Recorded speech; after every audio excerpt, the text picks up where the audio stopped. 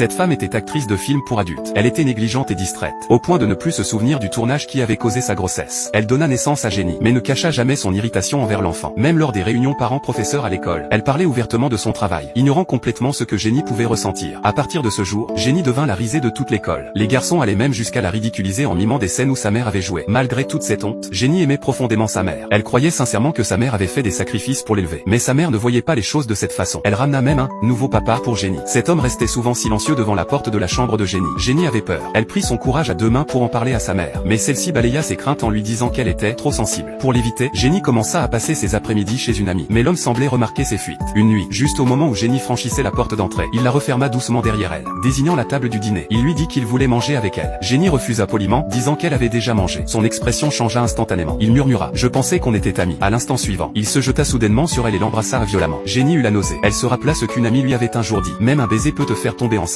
Paniquée, elle se banda le ventre très serré. Elle coupa toutes ses longues mèches de cheveux. Elle déchira la peluche que sa mère lui avait donnée, tirant de grosses touffes de coton. Ses yeux étaient aussi vides que ce jouet creux dans ses mains. À ce moment-là, on frappa à la porte.